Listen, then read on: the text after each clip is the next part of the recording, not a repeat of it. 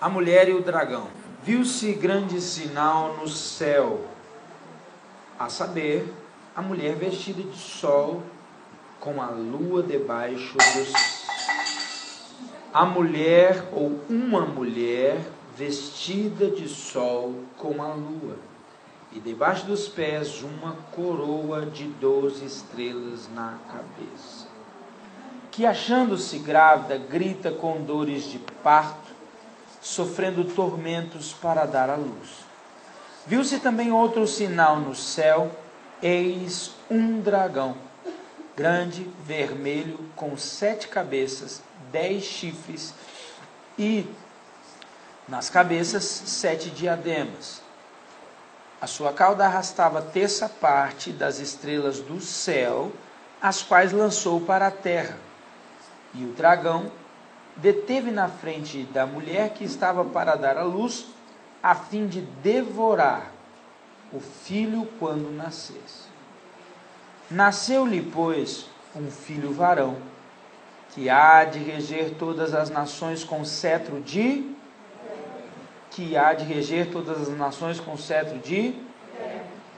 E o seu filho foi arrebatado para Deus até o seu trono. 6. A mulher, porém, fugiu para onde? Para o deserto, onde Deus lhe havia preparado lugar para que nele a sustentasse durante quanto tempo? Que é igual a 3 anos e meio. Então, nós temos aqui, irmãos, 3 personagens fundamentais: a mulher, o dragão e o filho. Ok? Vamos começar do mais fácil. Quem é o dragão? Aonde que está escrito isso? Verso 9 do capítulo lá na frente. E foi expulso o grande dragão. Aí a gente fica, o grande dragão quem é? A antiga serpente, que se chama Diabo, Satanás, o sedutor do mundo. Sim, foi atirado para a terra pelos seus... Então aqui parece que Jesus definiu ou decidiu desmascarar o diabo. Eu li assim num tom de propósito, porque diz assim, o dragão. Quem é o dragão? A serpente. Quem é a serpente? O diabo. Quem? Satanás. Ok? Então quem é ele? O sedutor do mundo. Então o dragão ficou muito fácil. Ok? Segundo personagem que nós precisamos identificar aqui nesse texto. Quem é o filho? Jesus. Muito bem. O filho é Jesus. Porque ele irá reger as nações com cetro de ferro. Quando ele irá fazer isso? Durante o milênio. Jesus, ele veio a primeira vez e serviu, sim ou não? Agora ele volta com os pés de bronze polido. E após a tribulação começa o milênio, que são 1000 anos literais, aonde Jesus vai reinar a terra com cetro de ferro. O leão vai pastar com o cordeiro. Isaías fala que o próprio leão vai pastar com o cordeiro. Todo mundo vai experimentar o que é o reinado de Cristo aqui na terra. Agora presta atenção, vai ser com cetro de ferro. Aqui, ok? Jesus, ele morreu? Foi arrebatado? Então, ele foi arrebatado para onde? Para o céu. Para o seu? Aonde Jesus está agora? No céu. Alguém abre Isaías 66 para mim, verso 7 até o 9. Isaías 66, 7 a 9. Pode ir. Antes que tivesse de pé, deu a luz, de parto, deu a luz, antes que ele viesse às dores, nasceu-lhe um menino. Quem jamais ouviu tal coisa? Quem viu coisa semelhante? Pode acaso nascer uma terra num só dia? Ou nasce uma nação de um só vez? Pois Sião, antes que ele viesse às dores, deu a luz ao seu filho. Acaso farei eu abrir a madre e não farei nascer? Diz o Senhor. Ok. Até aí. Já deu, pastor. Então presta atenção. Essa mulher, ela deu à luz a um filho. E ela teve agora um povo. Então nós temos duas coisas aí. Israel sendo comparado a uma mulher que dá à luz a um filho. Deixa eu perguntar. Naturalmente falando, Israel é a mãe ou é a nação de Jesus, sim ou não? Jesus veio de qual linhagem? Dos judeus. Então aqui está dizendo que essa mulher, ela deu à luz a Jesus. A Igreja Católica diz que essa mulher é a Maria. A Maria literal mesmo, a Maria, aquela Maria. Agora, irmãos, não tem base nenhuma para dizer que essa mulher aqui é a Maria, tá? Não tem sentido. Olha lá na apostila, quem pode ler para mim? 3 teorias. Uma das linhas afirma que essa mulher é Maria. Discordamos dessa visão, pois se analisarmos bem, ela realmente teve um filho varão, porém ela não fugiu para o deserto por 1260 dias. Não podemos alegorizar. Então essa mulher não foge para o deserto por 1260 dias e isso não aconteceu ali no tempo do fim, tá? Então não tem sentido. Porque o que acontece? Maria já morreu? Maria vai voltar a surgir? Então não tem como, depois dela ter dado luz ao filho, depois do filho ter ressuscitado e agora no final dos tempos ela aparecer de novo e fugir para o deserto. Alguém entendeu o que eu falei? O texto está dizendo que depois disso ela vai fugir para o deserto por 1260 dias. Então não pode ser a Maria, mãe de Jesus literal, tá? 2, continua, Israel. O segundo grupo afirma que essa mulher é a igreja. Não é possível que essa mulher seja a igreja. Um fator muito conflitante é que a igreja na Bíblia nunca é chamada de mulher, e sim de noiva. Ok, então a igreja está se preparando para ser noiva. A igreja está preparando ainda para casar. Agora Israel tem um marido, que é Deus. Você vai ver que os profetas dizem que ela prostituiu com seus muitos amantes. Há uma ligação aí da idolatria com a prostituição. Foi eu que falei. Foi exatamente isso. Ok? Então vamos dar sequência nesse entendimento. O terceiro, vai lá, Israel. Pertencemos ao terceiro grupo, que acredita que essa mulher referida no capítulo 12 do livro de Apocalipse se trata de Israel, pois este povo é apresentado em toda a Bíblia como mulher. Ok. Vamos lá. Uma coisa importante que a gente precisa entender, para a gente entender que essa mulher não é a igreja, antes de eu entrar propriamente falando ou explicando melhor em Israel. Ouça o que eu vou dizer. Primeiro, esse episódio acontece quando? Quando que Israel vai ser perseguido? Na metade da grande tribulação. O que ocasiona isso? O anticristo se levanta. Quem falou isso? Jesus, Mateus 24:15. Ele diz, olha, lembra lá de Daniel 9. Jesus cita Daniel 9. Isso é na metade. Então, Apocalipse 8, a gente tem um silêncio no céu identificando esse episódio. E Apocalipse 12 é a explicação do que está acontecendo aqui, da perseguição de Israel. Ok. Então, esse episódio acontece na metade da tribulação. E a perseguição vai durar 3 anos e meio. O que significa, se fosse a igreja, não existiria arrebatamento. Porque é a partir da metade que começa a perseguição. E aqui está dizendo que é por 1260 dias. Então, por causa do período que isso está acontecendo, não bate em ser igreja. Ou então você vai ter que dizer, eu acredito que a igreja fica aqui. Olha para mim, eu quero dar uma dica para você. Eu leio muitos livros dessa área de escatologia. Eu começo a ler um livro pelo capítulo 12. Eu vou lá no índice e eu olho. A hora que você olhar o capítulo 12, você já sabe tudo que o cara pensa. Porque como ele definir a mulher, você já vai entender se ele é pré mid ou pós. A maneira que ele definiu o capítulo 12. Então você pega lá, comentários de Apocalipse. Aí você vê lá, 500 páginas. Eu leio, irmãos, de todas as linhas. Eu já li o livro do Macedo, sabia disso? O Macedo escreveu um livro sobre Apocalipse. Eu já li o livro do Aloísio. Eu já li o livro... Eu tenho muitos livros lá em casa. Eu leio todos. Só que eu começo pelo capítulo 12.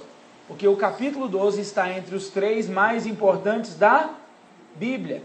Gênesis 3, Daniel 9 e Apocalipse 12. Se você quiser saber aonde a pessoa vai chegar, você precisa entender o Apocalipse capítulo 12. Deu para entender? Então, quando você quiser ler um livro, é Apocalipse, vai direto no capítulo 12 e olha. Se ele disser que a mulher é Maria, esse povo é católico. Tá bom? Se ele disser que é a igreja, há uma tendência do pós-tribulacionismo a milenismo. Aí você vai ter que analisar, e eu quero, para que eu quero ler? Qual que é o propósito dessa leitura? Não, eu quero ver o que eles estão pensando. E eu estou aberto para entender se é isso mesmo. Aí você vai ver.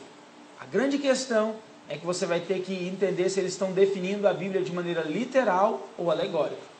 Por quê?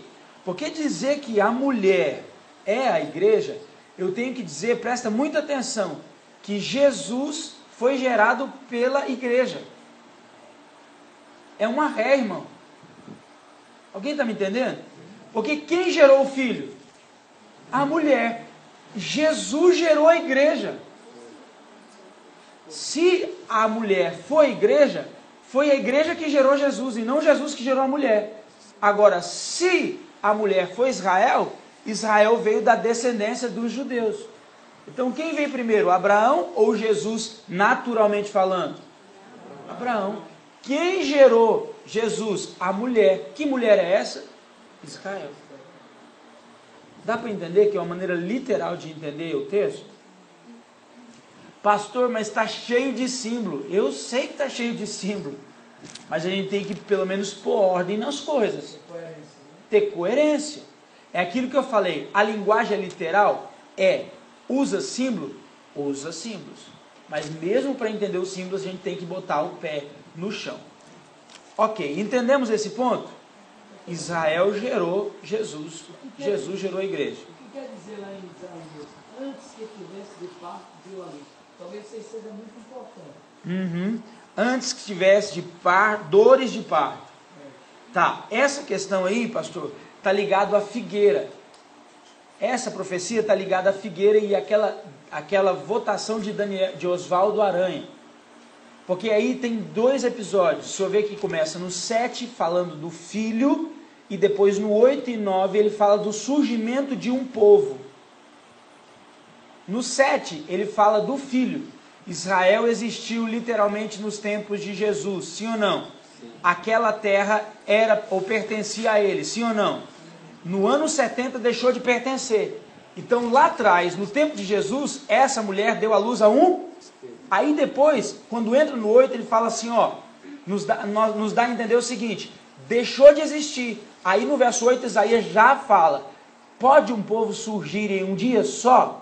1948, quando a ONU elege Israel como nação. Está dizendo assim, no 8 está dizendo, vamos devolver aquilo que já era deles. Como que aconteceu? E um dia um povo que não era, passou a ser. Deu para entender? Por isso que a gente tem que tomar muito cuidado para interpretar a profecia. Porque ela pode acontecer no mesmo texto, tempos diferentes. Nós estudamos sobre o hiato profético. Jesus disse, eu vi estabelecer o ano aceitável do Senhor.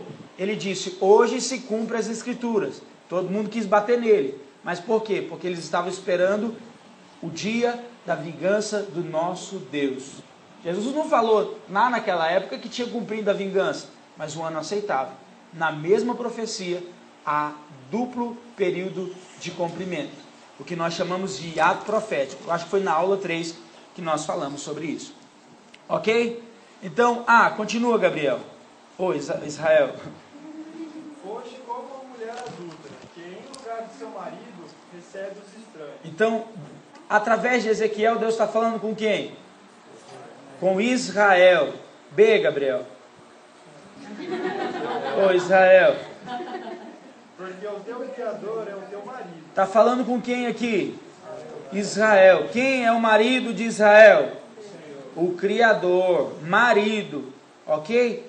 Até aqui tá bom. Olha para mim, vamos lá na visão de João. Vamos pegar aqui a visão de João e José. Vamos analisar a visão descrita por João relacionada dos textos. Ok? João viu uma mulher, a saber, vestida de sol e lua, e debaixo dos pés uma coroa com 12 estrelas na cabeça. Lá em Gênesis, vai lá em Gênesis, vamos abrir Gênesis, é importante a gente abrir Gênesis 37.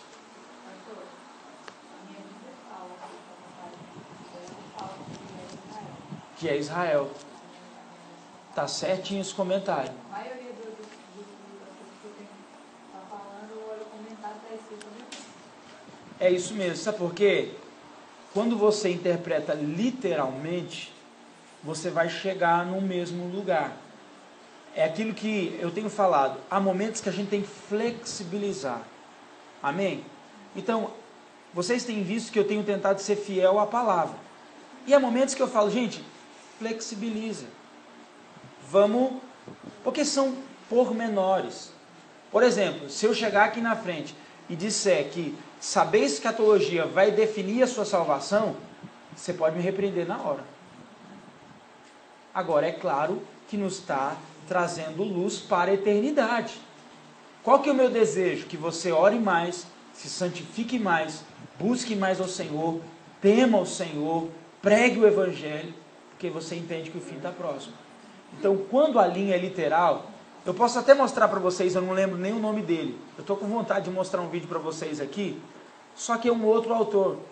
E ele é muito, muito, muito preparado. Mas muito preparado. E eu estou mexendo na internet, eu fui procurar eu não lembro o que eu estava procurando, se era sobre heresia, alguma coisa, eu estava procurando algumas coisas na internet, alguns materiais, ou estava tentando baixar um livro, eu não lembro. Eu sei que eu caí nesse senhor. Eu acho que ele é do sul, eu não sei. Parece que a Bíblia responde a Bíblia. Eu mostro para vocês aqui. Gente, eu nunca ouvi ele falar. Eu não sei que livro ele usou. Eu não sei de onde que ele veio, nem o nome dele eu sei. Mas a hora que eu vi o primeiro comentário dele, eu baixei mais 10. Porque o jeito de interpretar a Bíblia, que é pontual, a gente tem como conversar. Só que parece que eu ouvi ele, ou que ele me ouviu, só porque interpretou literalmente. Então as Bíblias, quando elas interpretarem, aí é um comentário. Não é uma tradução, é um comentário. Então, quando o autor do comentário pontuar, ele vai chegar na mesma direção. Se houver divergência, são pontos pequenos. Você entende? São pontos muito pequenos. Então, vai batendo mesmo. A tendência é essa. Ok? Gênesis 37.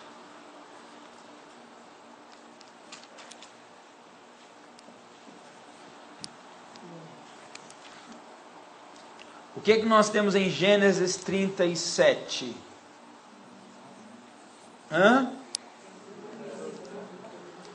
José é vendido pelos irmãos. Por que José foi vendido pelos seus irmãos?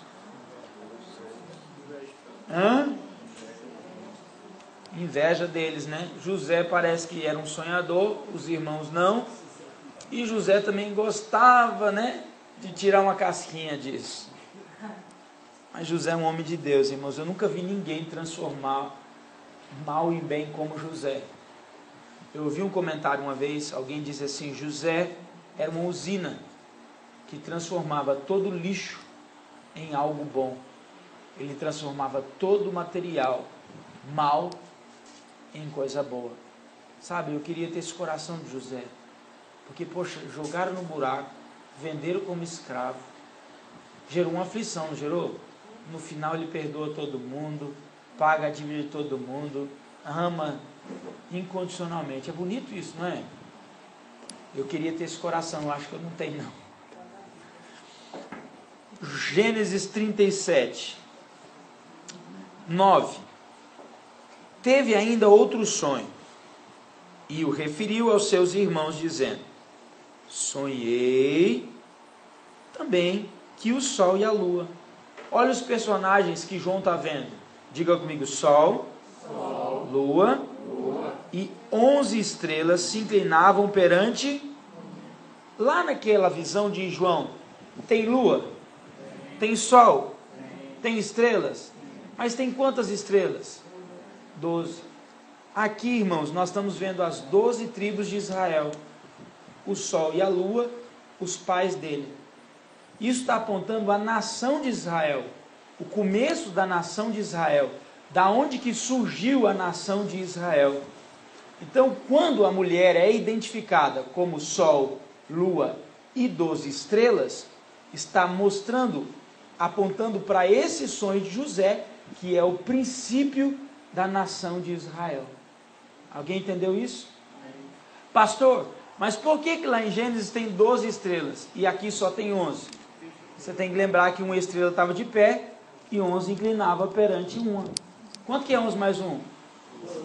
Um sol, a lua e 12 estrelas. É a menção desse sonho. Aí você fala: pastor, mas é só um sonho. Mas é isso aqui que está apontando mais uma vez de que a profecia de João se trata de Israel e não tem nada a ver com a igreja. Irmãos, pelo amor de Deus, o que tem a ver com a igreja? Lua, sol e estrelas. O que tem a ver com a igreja? Nada.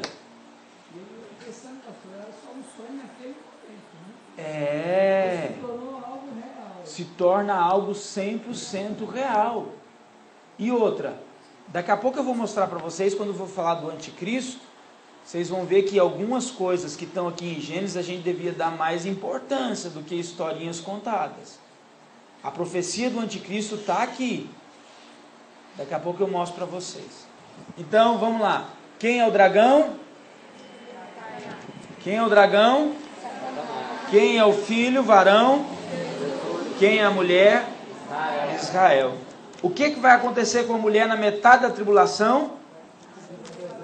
Ela vai fugir para onde? Ok, então vamos começar agora, Apocalipse 12, 8.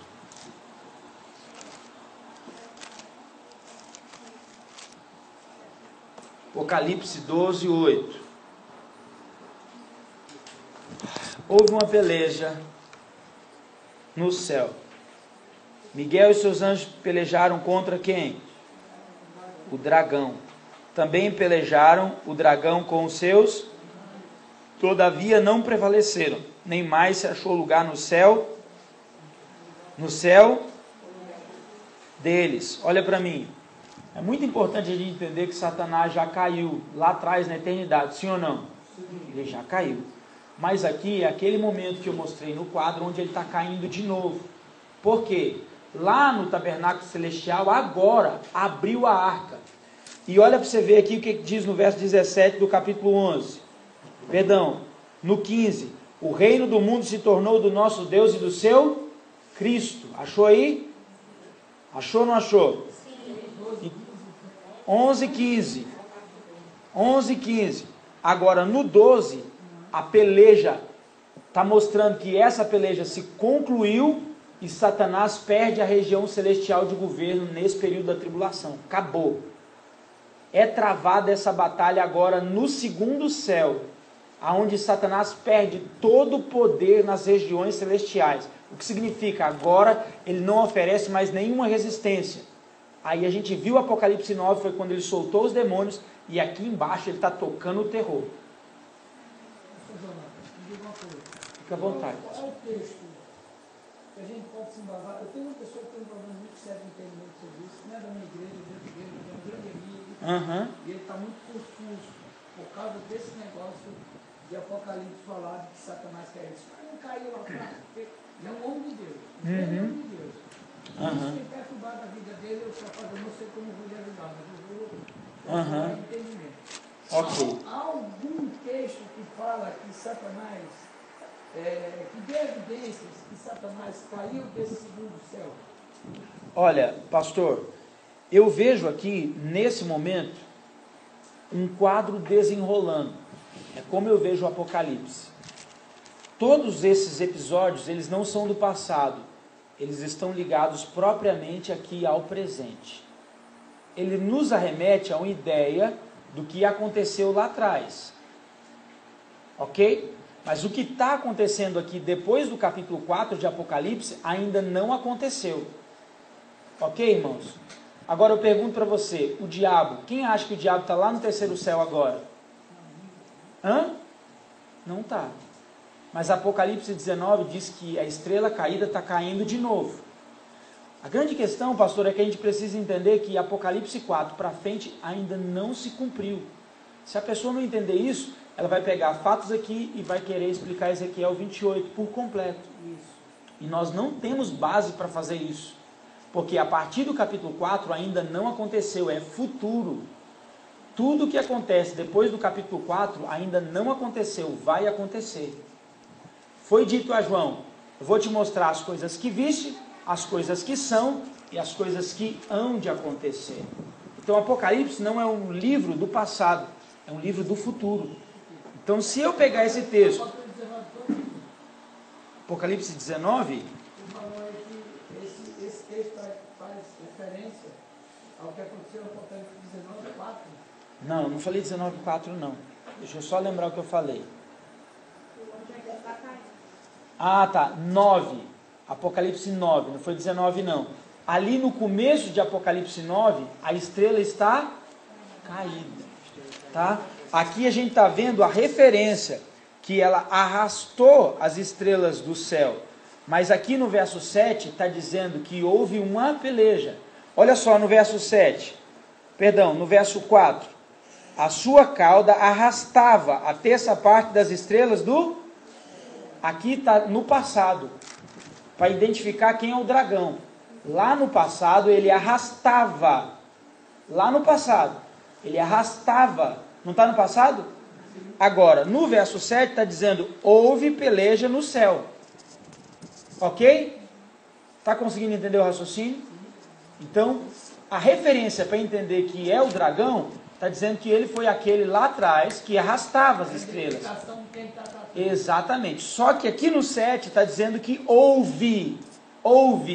Existe uma diferença de arrastava no passado e houve no presente. Ok? Esse presente, é claro, que está apontando o período da tribulação. Perfeito? Ok. Então vamos lá. 9. E foi expulso o grande dragão, a antiga serpente chamada Diabo, o sedutor do mundo, sim, foi atirado por terra, com ele e com seus anjos. Isso aqui é o que eu falei. O capítulo 12 é a explicação de algumas coisas que estão acontecendo ali. Lembra que eu falei? Até o capítulo 11, a gente estava seguindo alguns fatos. Agora o 12 e o 13 vão explicar. Eles estão trazendo explicações. Pode falar, pastor. Só para fortalecer a ideia aqui, há um texto na Bíblia, eu estou tentando lembrar qual é, que fala que ele age nas regiões celestiais. Exatamente, 1 Coríntios 4, acho. Depois a gente olha lá. Isso aí mostra a ação dele nesse segundo céu. Isso mesmo. Mas eu acho que é 1 Coríntios 4. Depois a gente olha lá. Eu sempre erro. Sabe aqueles textos? Ou é 2 Coríntios ou é 1 Coríntios. Certeza que é 4 e certeza que é Coríntios. Vamos lá. Verso 10. Então ouvi a grande voz do céu proclamando: agora veio o poder, a salvação, o reino do nosso Deus, a autoridade do nosso Cristo, e foi expulso o acusador de nossos irmãos, que acusa dia e noite. Eles, pois, venceram por causa do sangue do Cordeiro, e por causa da palavra do testemunho que deram ante a face da morte, não amaram a própria vida. Por isso festejai os céus, e vós que neles habitais. Ai da terra, diga comigo, ai da terra e do mar, pois o diabo desceu e está entre... Está vendo que o diabo vai vir para a terra? Isso aqui está explicando o 9, o capítulo 9. Conseguiu pegar o verso 12 do capítulo 12? Eu preciso que todo mundo esteja atento aqui, porque esse é um capítulo explicativo. Ok? Então olha o que diz: ai da terra e do... Pois o diabo desceu e está até cheio de quê? Cólera, ira, sabendo que pouco tempo lhe resta. Então o diabo agora sabe, não vai dizer meu Deus, né? Quase que eu falei. O diabo não vai dizer meu Deus, ele vai falar. O que o diabo pode falar, hein, gente?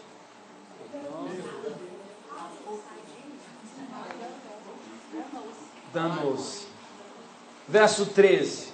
Pastor Ramalho, o senhor pode ler para nós o verso 13? Quando, pois, o dragão se viu atirado para a terra, perseguiu a mulher que deu a luz ao filho varão. Pode continuar? Pode.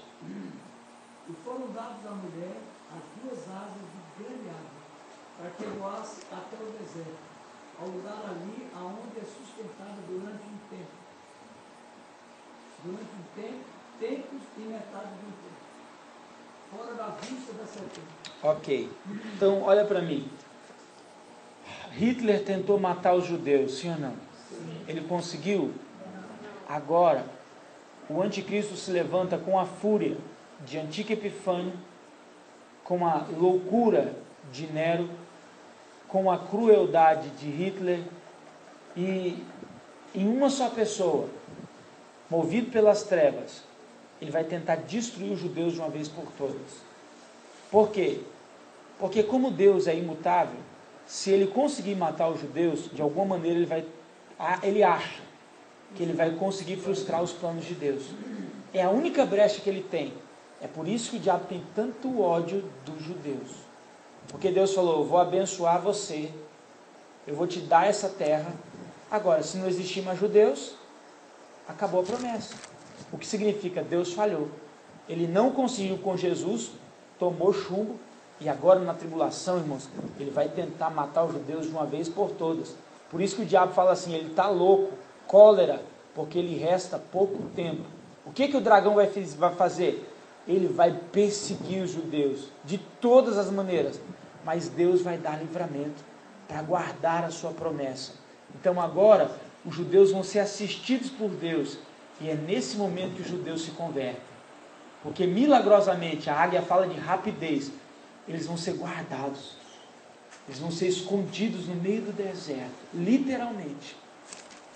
Aí os 144 mil? Os 144 mil, eles estão pregando.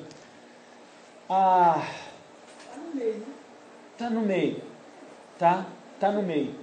Eu não sei dizer 100% se os 144 mil, eles vão ter que dar a vida. Eu não sei, eu não encontrei lugar que eles têm que dar a vida.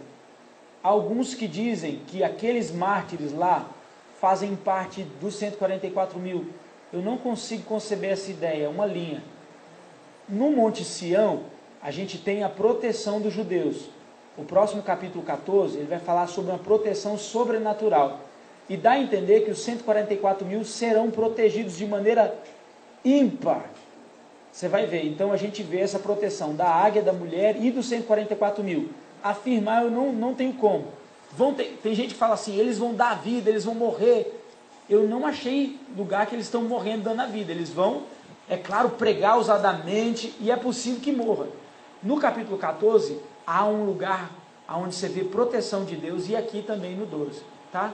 Mas eu pergunto, eu acho que quer saber que só serão 144 mil ou Não. É isso que você está dizendo?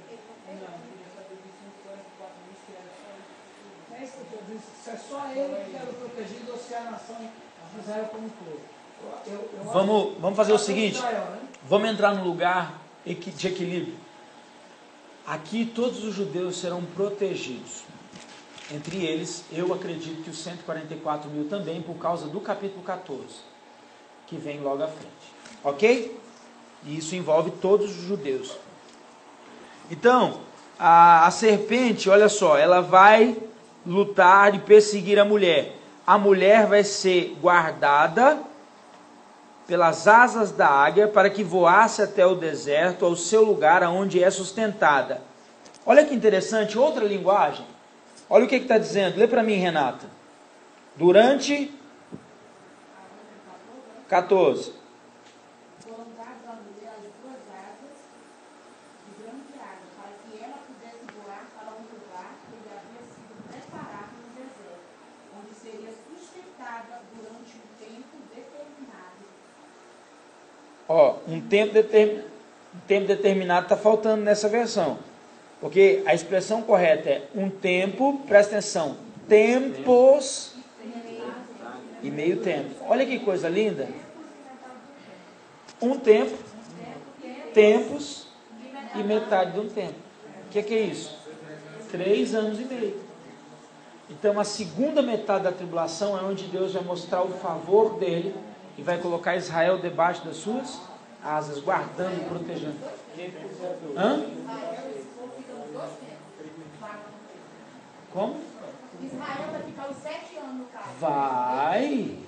Vai. Na primeira metade, presta atenção, eles vão ser amantes do anticristo. Eles vão se prostituir com o sistema. Tá? Os 144 mil que vão começar a pregar. Gente, é o anticristo. É o avivamento. Eles vão sair pregando em todas as nações. O evangelho estão pregando. Aí agora, na segunda metade, cai a ficha. Quando eles falam, não é, aí eles correm, Deus protege. Até o final. 7 anos eles vão ficar aqui. Não há menção de arrebatamento para a mulher aqui não. Ok?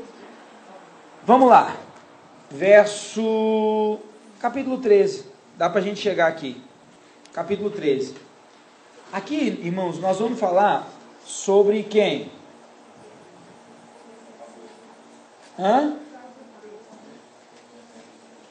Vai para a apostila e acompanha a apostila. Lê no quadrinho, eu fiz um quadro aí, vê se tem um quadro. O que está escrito? Quem pode ler para mim? Capítulo 13 de Apocalipse. Revelação do perfil do anticristo e do falso profeta, juntamente com suas ações e estratégias. Ok. Então aqui agora a gente vai ter o perfil do anticristo. Para quê? Se a gente vê alguém se levantar no cenário que ainda não se manifestou, a gente pode ficar de olho. Tá? Então no verso 1 diz, vi emergir do mar uma besta, que tinha quantos chifres? 10 chifres e 7 cabeças. E sobre os chifres 10 diademas, e sobre as cabeças nomes de blasfêmia. Alguém lê para mim o quadro negrito aí em cinza? O anticristo. É por definição um rival opositor que usurpa o nome e as prerrogativas pertencentes unicamente a Cristo. Lá em 1 João faz menção desse anticristo, né? Quem disse isso? Orlando Boyer. Ele tem uma enciclopédia bíblica muito boa, viu? É bem interessante essa enciclopédia do Orlando Boyer. O anticristo é, por definição, um rival opositor, não é isso? O que ele faz? Ele usurpa. O que é usurpar?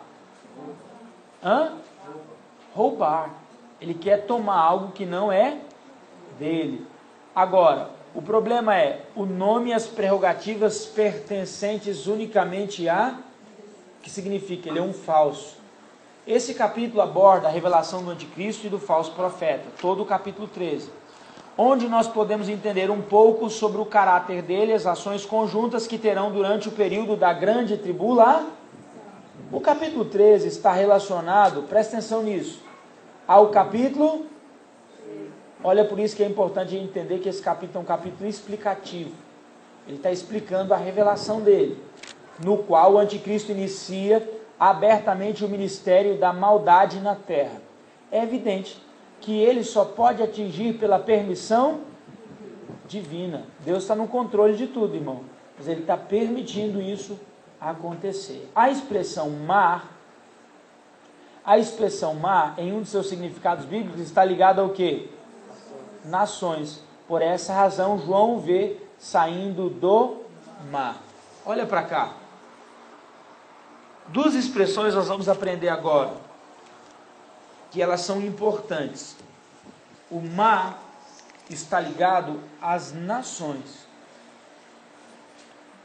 E João diz no verso 1 do capítulo 13, ele diz, vi emergir do mar uma besta.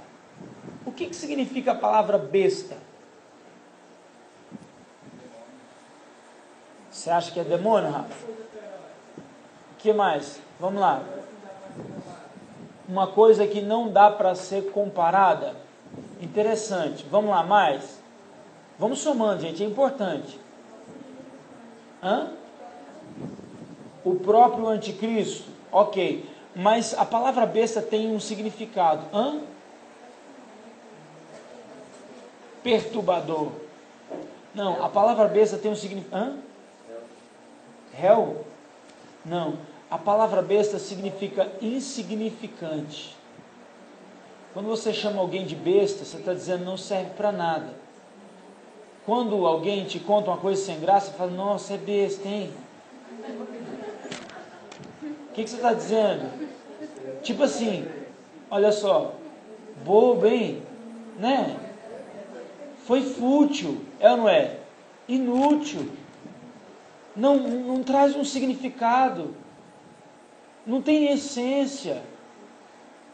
É algo assim que não trouxe relevância. Presta atenção. Muita atenção que eu vou dizer agora. João, ele está olhando do céu na terra. João conseguiu ver emergir do mar um ser. Só que João está vendo como Deus vê. As nações da terra, elas vão emergir do mar significa que as nações vão eleger um grande líder. Então eles vão dizer o seguinte, ele é o cara, ele tem 10 cabeças, ele tem, como é que está lá, 10 cabeças? 7 cabeças e 10 chifres. Aqui a gente tem a ideia de 10 nações que irão apoiá-lo, para que ele tenha autoridade.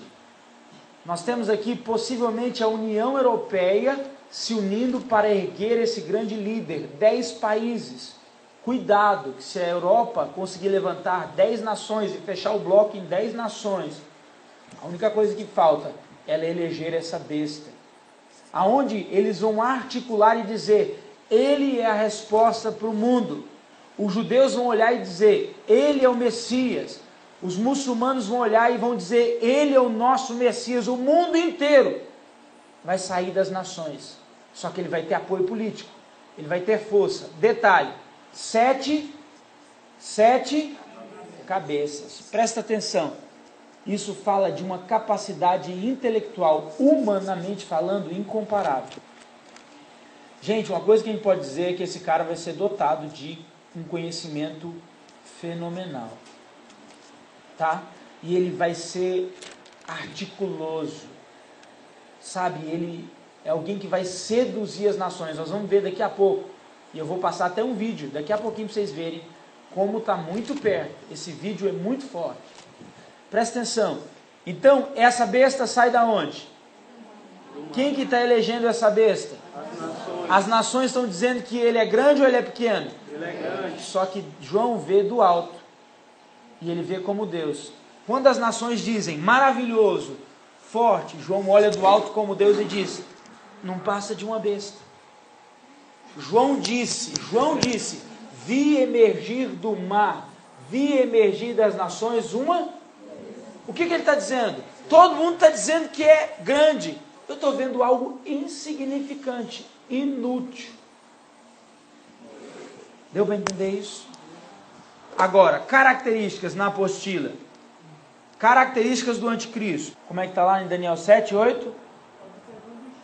Observando o chifre. Esse chifre tinha olhos. Aqui está apontando nesse capítulo esse surgimento do anticristo lá em Daniel. E ele falava com arrogância. Mas presta atenção, ele será um orador incrível. Ele vai conseguir perverter as nações. Olha o que diz o verso 5 de Apocalipse 13. Volta lá. Foi-lhe dado uma boca que proferia arrogância e blasfêmias e autoridade para agir 42 vezes. Então, o que ele está fazendo aqui? Ele está agindo com arrogância. Na segunda parte da tribulação, lembra quando ele assenta? Quando ele toma posse de verdade? Na metade da tribulação, Jesus disse, olha, lembra que virá o abominável das desolações. É na metade que ele se revela. Porque até a metade ele está ali, articuloso. Só que na metade ele levanta e abre a boca com blasfêmias, com arrogância. Ele mostra quem é. É quando começa de verdade a perseguição. Outra característica dele, perseguidor dos santos e dos hebreus. Você tem aí duas referências Para a gente ganhar tempo, depois a gente olha isso lá. Pode ser? Ele é perseguidor dos santos e dos hebreus. É o que a gente vai ver na metade da tribulação, que ele vai começar a perseguir todo mundo que se levantar contra ele. 3, ele irá mudar as leis de Deus. Isso está lá em Daniel. Há uma correlação muito forte no capítulo 7 de Daniel, para você entender tudo isso. 4, ele, na verdade, declara, não precisava desse A na apostila, ele declara insolência no verso 25. Vamos ler o verso 6 de Apocalipse 13. Nós já lemos, né? Então quem pode ler o verso 6? Ok, então o que ele vai fazer sentado no trono aqui? Ele vai começar a blasfemar contra tudo, contra Deus. Ele vai começar a amaldiçoar quem subiu para o céu. Ele vai começar a amaldiçoar todo mundo. A boca dele, isso na metade. Agora vamos lá. 5. Será inimigo de Cristo. Ele será completamente inimigo de... 2 Tessalonicenses fala sobre isso. 6. Astuto e traidor. Astuto e traidor. Daniel 11, 21 e 24, ou até o 24. Ele é astuto e traidor, alguém não confiável. Lembra lá atrás que ele disse que vai fazer, a palavra dizendo que ele vai fazer firme aliança com muitos, mas ele é traidor.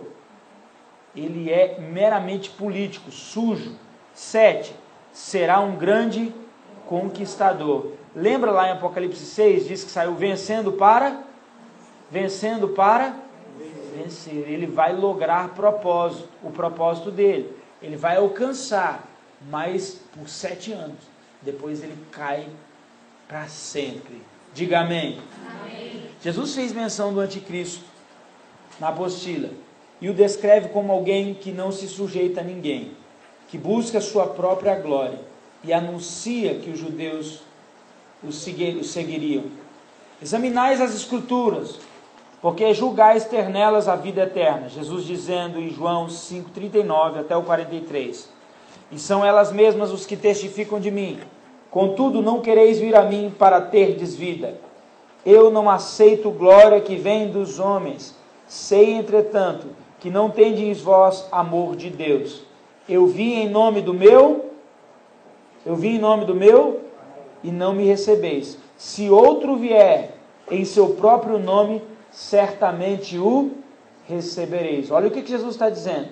Jesus está dizendo, eu vim no nome do meu Pai, eu vim nessa terra como servo para honrar o meu Pai, e vocês, judeus, não estão me recebendo.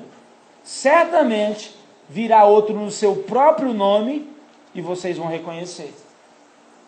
Terrível, né? Jesus estava anunciando que o anticristo viria e que os judeus confundiriam ou receberiam ele. Então, quem é a besta que João vê emergir do mar? O Agora vamos ali para o verso 11. Vi outra besta. Então, irmãos, a gente tem que tomar muito cuidado aqui, porque são personagens diferentes. Aqui nós já tivemos o dragão, que é quem? Satanás, a antiga serpente, o falso profeta. No capítulo 13, tem um personagem. Eu vi uma besta emergir do mar, um grande líder, que as nações elegerão. Agora no verso 11 diz, eu vi ainda outra besta. Ok? Então são 3 personagens. Satanás, o anticristo e o falso profeta. Vi outra besta emergir aonde? Da terra. Possuía 2 chifres, pertencendo, ou parecendo, tá assim, não tá? Parecendo quem? Cordeiro, olha para mim. Parecendo, mas não era. Um falso profeta. Mas falava como dragão. O que significa? Esse falso profeta, ele vai dizer verdades que parecem com verdades divinas. Mas na verdade o propósito dele é, através da religião, ligar todas as pessoas ao anticristo. Esse é o propósito desse personagem. Agora, se o mar representa as nações, e João vê as nações elegendo o anticristo, quem será essa besta que sai da terra? O falso profeta. Agora, o que significa a expressão terra e por que nós estamos dizendo que ele está ligado ao judaísmo? Porque a palavra terra aqui no original, depois você pode pesquisar, pesquise mesmo com cuidado, a palavra original é terra seca, foi traduzido para nós só como terra, mas a palavra aqui é Palestina.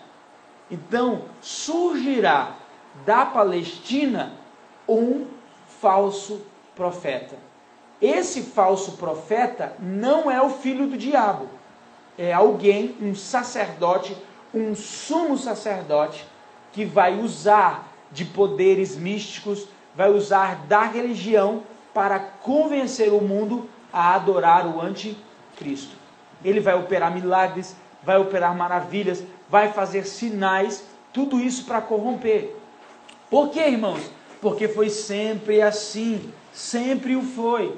Por que eu estou dizendo isso?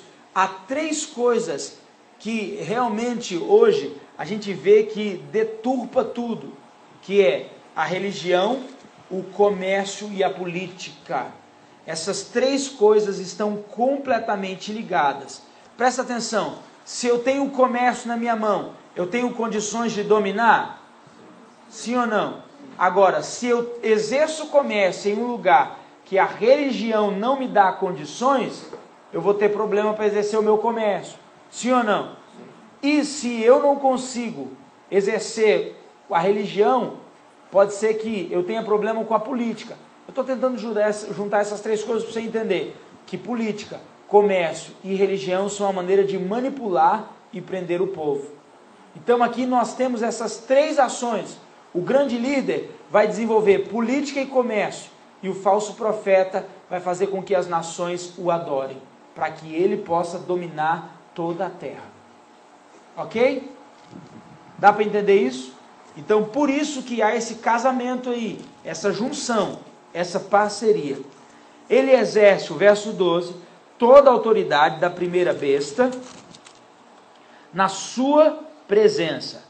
Faz com que a terra e os seus habitantes adorem a primeira besta. Olha o propósito dele. Qual que é o propósito dele? Fazer os habitantes, por intermédio da religião e dos seus sinais, adorarem a primeira besta. Irmãos, o diabo, ele sempre, ele vai tentar imitar a Deus.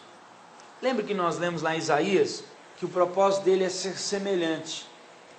Ele é ignorante, mas ele não é tão ignorante, porque ele sabe quem é Deus. Então ele coloca no coração uma condição de igualdade. Esse é o perigo da gente achar que a gente é bom, que a gente é autossuficiente e que a gente é alguma coisa. Nós não somos nada, nós somos filhos de Deus, amém? Mas nós precisamos entender que Deus é Deus e o homem é o homem.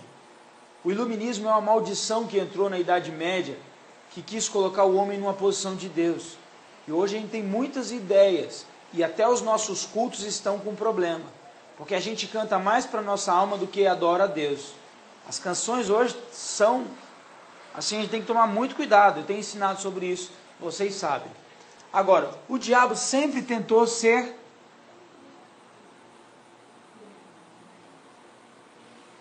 semelhante. E nesse processo da escatologia, isso fica muito mais evidente. Por quê? Na divindade,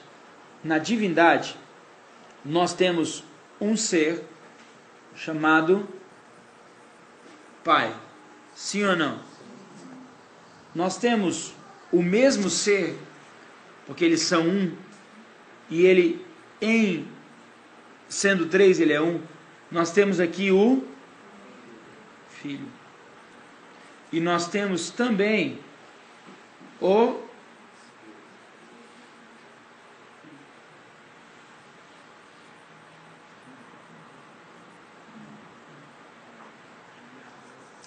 Presta atenção. Esses 3, eles trabalham em perfeita harmonia. São 3, mas são 1. São 1, mas são 3. Aqui a gente está falando da triunidade. Ele não é um ser trino, ele é um ser triuno.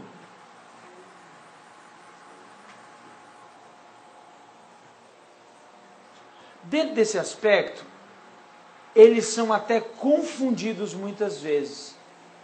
Quando a gente tenta expressar isso, às vezes a gente até se confunde. Mas o que eu acho mais bonito é porque eles se completam, sendo um.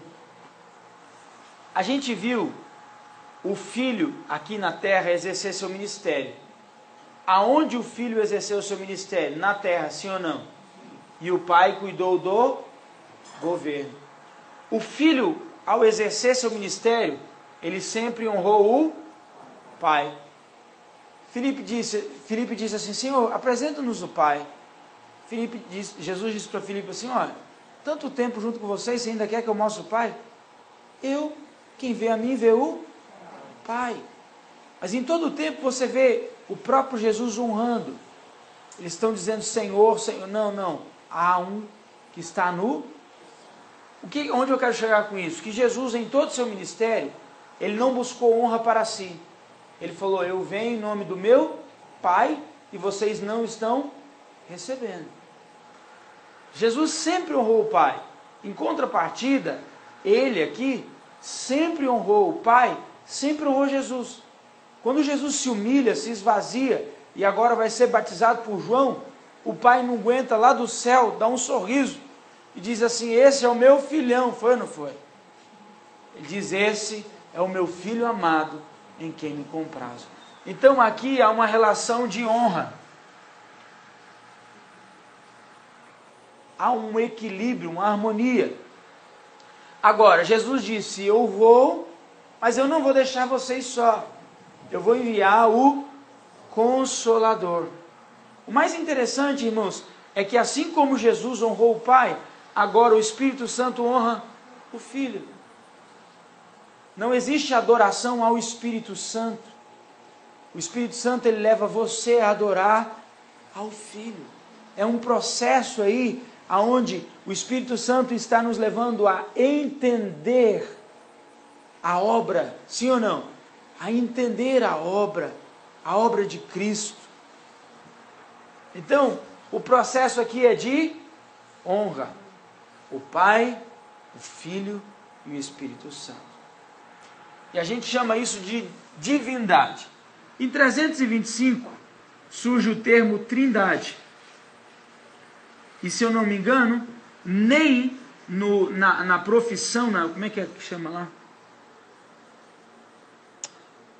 No Concílio de Nicéia foi feito uma proclamação que estabelecia Jesus como Deus. Porque Ário estava tentando corromper isso. Mas nessa aclamação a palavra trindade ainda não era evidenciada. Na Bíblia, a palavra trindade não é escrita. Porque dá a ideia de trindade de 3 pessoas. E Deus não é trino, Deus é triuno. Ok? Vamos lá. Só que Satanás, sabendo disso aqui, ele tenta imitar. Então nós temos do mesmo lado um personagem que seria o pai, que é o dragão, que é Satanás. Nós temos uma cópia barata, aonde o 2 é o filho. Quem é ele? O anticristo. E nós temos um terceiro personagem que copia, ele faz uma cópia do Espírito, que é o falso profeta. Presta atenção. Qual que é o papel do Espírito Santo? Convencer o homem do pecado, da justiça e do juízo. Convertendo eles a quem? Ao Filho. E o Filho, o que fez? Deu honra ao... Aqui é o inverso. Tudo isso é sede de poder. Eles vão se unir. O falso profeta vai convencer o mundo a adorar ao anticristo. E o anticristo sabe que ele foi gerado por Satanás. O anticristo é filho do diabo. Não há salvação para ele. Por favor, não orem pela conversão do anticristo. Porque a gente diz, eu acho que eu posso, converter. Não tem. Irmãos, ele é um escolhido mesmo, para o propósito. Agora, presta atenção. Aqui nós temos a divindade. Aqui nós temos a trindade satânica. Aqui, agora a gente entende o que seria o 666. É o número do mal. É o número do homem.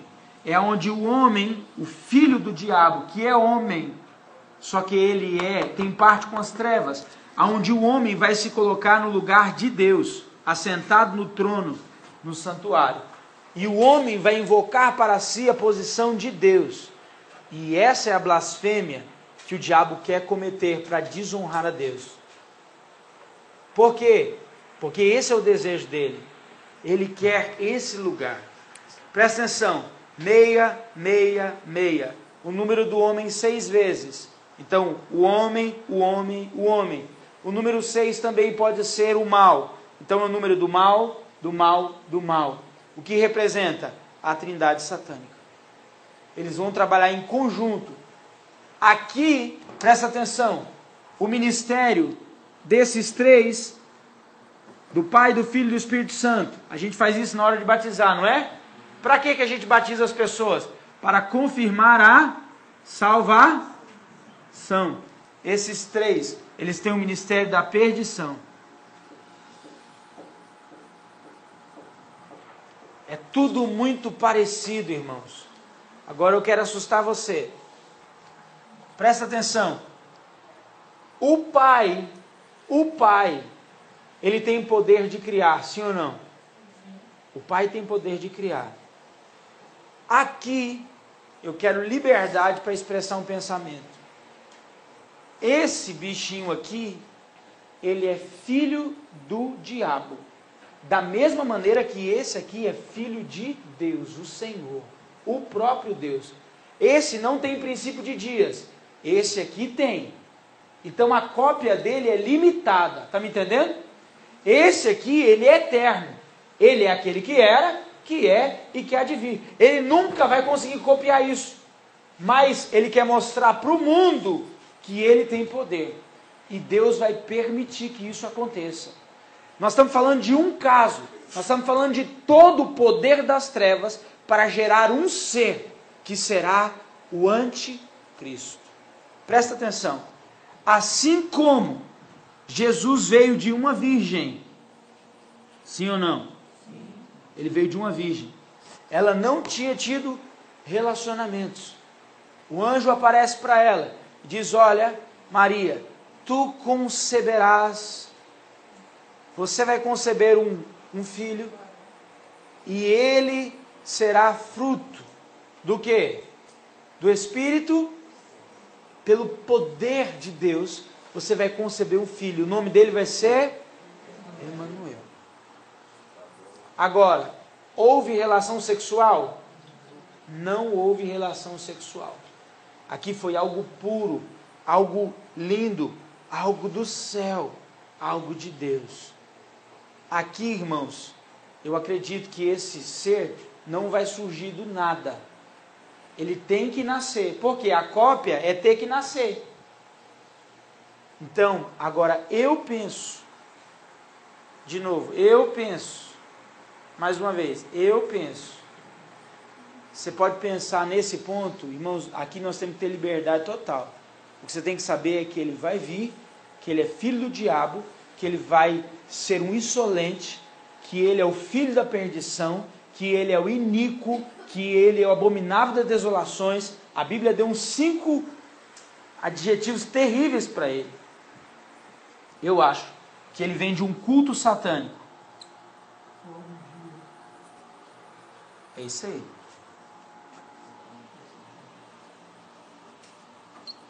Por orgia. Porque essa seria a maneira de afrontar Deus.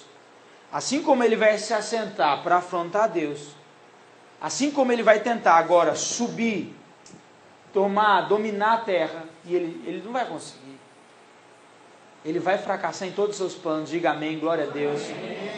só que ele está fazendo o caminho. Está tudo igual. Então aqui seria igual. Qual que é o problema? O problema é que Jesus, para exercer seu ministério, ele levou 30 anos. Sim ou não? Jesus esperou o tempo para que isso acontecesse. Jesus viveu a sua infância, Jesus viveu a sua adolescência, Jesus viveu até os 30 anos e ele começou a exercer seu ministério. Esse ser não aparece do nada. Ah, apareci, quem sou eu? Ah, o anticristo. Não, ele foi um bebê, olha a expressão que eu usei. Ele foi um bebê, porque eu acredito que ele já está no nosso meio. Ele já nasceu. Então aqui pelo menos nós temos uma concordância, né? Eu preciso ir devagar. Ele já está no nosso meio. Pastor, ele só vai se revelar com 30 anos? Eu não posso dizer isso. Vai ser alguém velho? Vai ser alguém novo? Não há nenhuma base para dizer qual a idade que ele vai se revelar. O que é certo é eloquente, traidor, alguém que usa de falsas alianças, possivelmente homossexual, com traços homossexuais. Tá? Daniel fala sobre isso, a respeito desse ser como tendo tendências homossexuais. Presta atenção, hoje nós estamos vendo como está crescendo a tendência homossexual, sim ou não? Sim. Todo mundo quer usar rosa. Eita mistério grande. Estou brincando, irmãos, perdão. Tá? Usar rosa, obrigado. Bom que o pastor vai comigo aqui, eu vou com ele, isso é bom demais, eu gosto. Presta atenção, não é errado usar rosa, amém? Não é errado, foi um exagero, que era só uma brincadeira. Mas eu não uso rosa. Nem rede. Hã? Nem rede. Rede não, ó. Agora que eu entendi porque que o senhor falou rosa. Gente, vocês acreditam que o pastor Daniel comprou uma rede rosa? Eu sou casado. Não, ele comprou para a esposa, entendeu? Ele comprou para a esposa. É isso aí.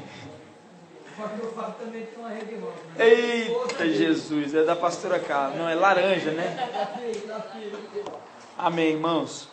Então nós aqui cumprimos o propósito aqui desse capítulo 13, pelo menos até esse pedaço. E agora nós vamos descansar a mente um pouco. Presta atenção. Esse vídeo que nós vamos passar, ele vai completar o restinho do capítulo que eu precisava. Só que ele é um vídeo. Ele tem 19 minutos. Então, assim que a gente terminar o vídeo, nós já vamos liberar vocês. Tá bom? Mas você precisa prestar muita atenção.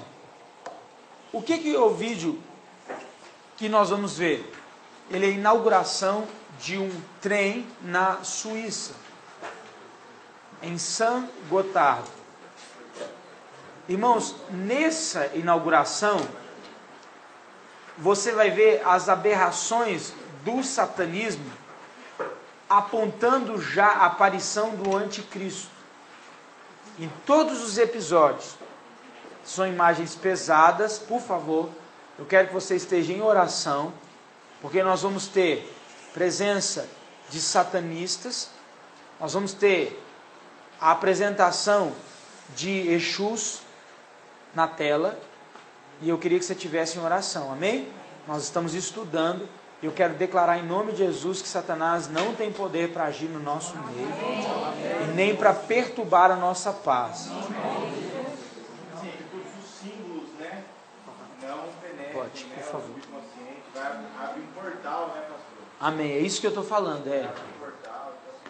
Então, veja esse vídeo com muita seriedade, porque olha o que eles fizeram. Eles pegaram a Bíblia, eles estão entendendo que tudo está acontecendo, mas a igreja parece que não entende, e eles apresentam uma peça de teatro, abrindo túneis, abrindo portais, em cima da Bíblia. São satanistas. Só que no final, na cabeça deles, o diabo ganha. Entende? Se eles usaram a Bíblia para fazer isso, eu não sei. Eu sei que o diabo sabe do fim dele. Só que no final dessa peça o inferno ganha. Mas a gente sabe que isso não existe possibilidade. O diabo já perdeu, ele já está condenado. Amém?